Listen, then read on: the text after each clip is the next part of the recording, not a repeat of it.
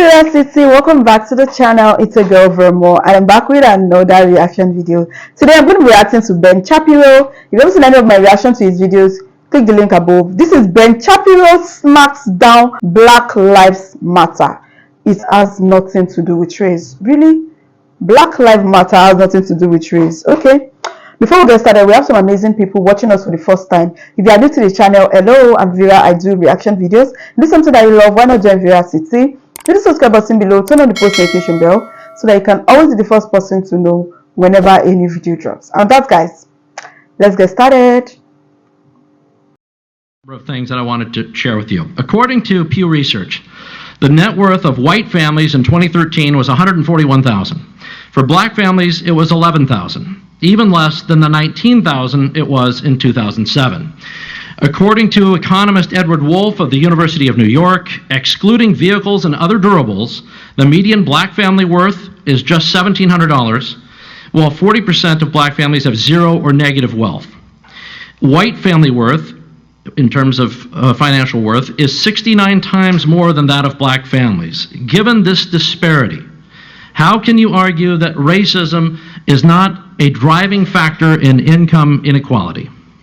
Because it has nothing to do with race and everything to do with culture. And when you have a culture that doesn't, you know what? Explain to me. You explain to me why black kids aren't graduating high school. Explain that one to me.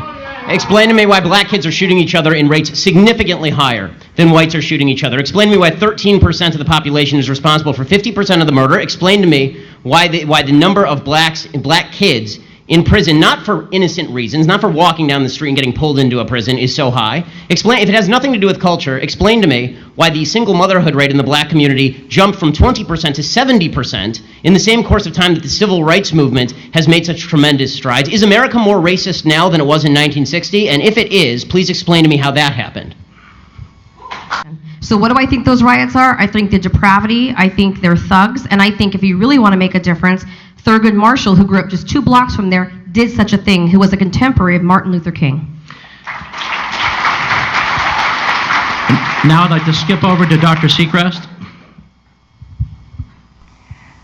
I look at the Baltimore uprisings as more than just riots, right? I hate the idea when you say thugs and riots, right? White people riot as well. When y'all win Super Bowls 2 years in a row, y'all get off the hook. Don't make it seem like it's just Baltimore getting upset. So my 30-second answer is I feel the frustration of what's happening in the community, and I think it's a symptom. The uprisings are a symptom of a pressure that's been unaddressed for too long. Ben? I'm offended by the language of uprising applied to people who are breaking into other black people's stores and looting them.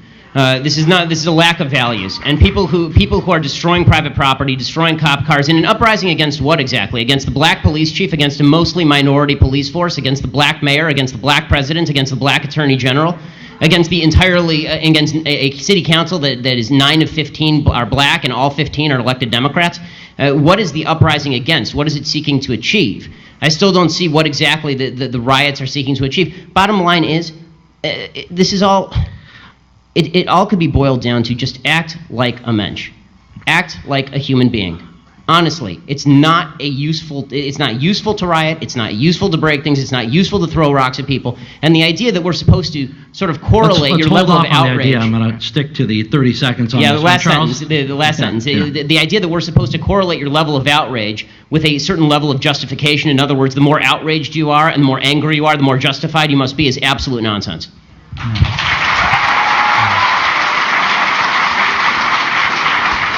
Then, since the issue of disparity has come up a number of times, when does disparity not indicate racism? Level of effort. Statistical disparity. You know, for example, overwhelmingly men commit crimes more than women, but we don't say that the Justice Department is sexist. So, is there a line that you draw for yourself, or is there some way that you interpret statistical disparity and you determine that that is not a racial disparity, it's something else?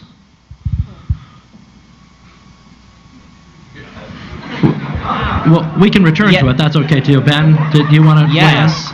It's called evidence of racism. When there is no evidence of racism, it's probably not racism. When there is actual evidence of racism, it's probably racism. And the fact that everybody jumps from there's inequality and therefore there is inequity, just because there's inequality does not mean there was inequity. But there has to be racism. You can't say there's no racism. Without evidence? No. I'm just saying that I don't know which animal. Maybe we're talking about dogs or something. I'm talking about human beings, and I'm like, human beings are most likely going to have racial prejudices. I'm just so sorry. I'm just so sorry. I don't know. I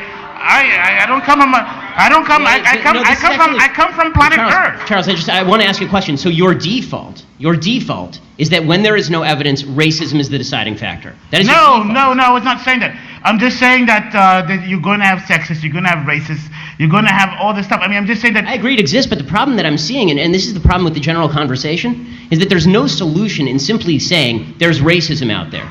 How does that solve anything? When you talk about there's institutional racism, what does that mean? Show me a law that is racist in intent, and we will agree. Show me a police officer who commits a racist act, like we saw in South Carolina, right, where a police officer shot a black man running away and it was obviously unjustified, and I will agree.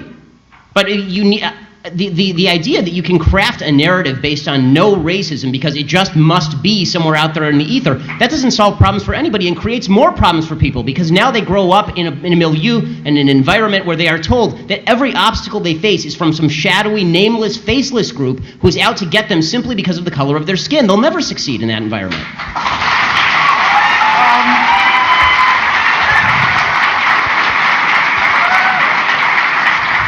You know, the weirdest thing is that actually in the black home, as I experienced it, really, there is no discussion of racism. Racism actually is a discussion that you actually come out and you face in the public because it's a real thing. 1 Corinthians chapter 2 and verse 9. However, as it is written, you have to actually expect. If you're silly and you're foolish if you don't really think that that's going to be there and encountered in the real world. I'm sorry, this is just a fact of life. But if I'm at home and having dinner with my father or whatever, we don't go, oh my God, this society is so racist as I'm eating my steak, and you know what I mean? Oh goodness gracious! Oh, I can't bear it. My black skin's causing. No, we don't talk like that. Actually, we don't talk like that. We talk about, my God, Aunt, what's her name? Oh my God, she's got to take some pills because she's off the register. It's just like these are the conversations we have at home. We don't have these kinds of conversations that we're having right now. At least in my childhood, we didn't have them. And I'm watching the people I knew growing up in the black neighborhood. I didn't hear anybody really talking about race when we were at the dinner table. It just didn't really pop up unless it was an issue, it was on television. But mostly it was about family and regular life. But I disagree. I have to tell you, even in my culture, there is an underlying racism. And I know that the panel today, and especially with what's going on in America, we're talking about white on black. But I cannot wake up in the morning and not think about, intercultural racism, okay? I'm not Mexican enough. Why? Because I'm articulate and because I have straight hair and I can wear high heels. I don't have a tattoo on my neck. Yes, there is a huge problem with racism no matter if you're light-skinned or dark-skinned. Absolutely, there is intercultural racism. It's absolutely underlying. And while you may not talk about it, your grandmother will have the favorite grandkid. If she's the lightest one with the good hair, that becomes the favorite grandkid in our culture. And that's, unfortunately, even within our own cultures, we tend to look upon, the color of each other's skin and how much education we have. And if my uncle has done time in jail, which, he has, then he becomes more Mexican than I am. What is up with that? It's sad, but it's true. It's absolutely true. It's like I can't eat spicy picante sauce, so I'm not Mexican enough. It's true, in every culture, whether it's Asian, black, Mexican, there is, while you may not have grown up talking about it over your, tea and toast. In my family, if you're not a doctor or a lawyer, you're not Jewish. You're not Jewish enough. It's true. That part is true. This entire time, I've been trying to think about your initial question about disparities. Are they automatically tied to race? And at first, I think all of us were stumped because we were trying to think of the instances. I do agree that they are separate, that they don't necessarily correlate within itself. There are disparities. NAACP, we are the experts inside of the nation of bringing in the racial lens for all of the work. No, they're not necessarily going hand in hand, or they're not necessarily tied to each other. So that's how I would answer it. No, they don't have to go together. My job as a civil rights attorney is to be able to make you see race at every given opportunity, but no, it's not present in each and every single disparity. To your second... What are the standards? What are the standards, the difference? I mean, you said that you want people to see race in every single issue. Where it's present. Where it's present. Okay, so for instance, if we're what's talking... your standard as to where it's present? Absolutely. What's my... take something as simple as if we're talking about a disparity, say men and women.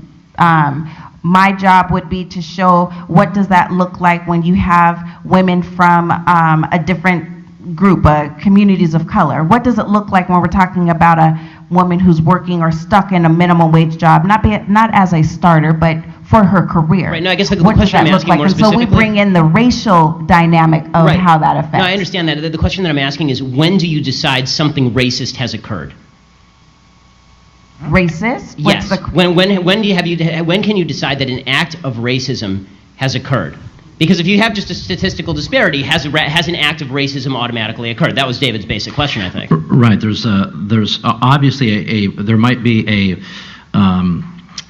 there will be a disparate impact on different groups of people. That doesn't necessarily mean, I think what you're saying is, doesn't necessarily mean something racist is going on, even though there's a racial impact. So the question was about, where do you draw the line between something that might have a racial impact but is not inherently racist? Yeah. Let me... Wow. This is insane. Racism. They were not even able to prove any points. Like, they were just talking about racism, right?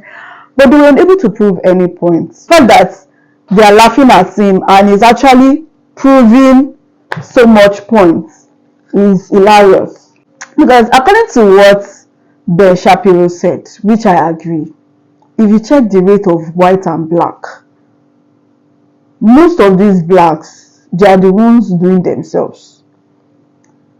If you go to the prison, the majority of people you see there are blacks.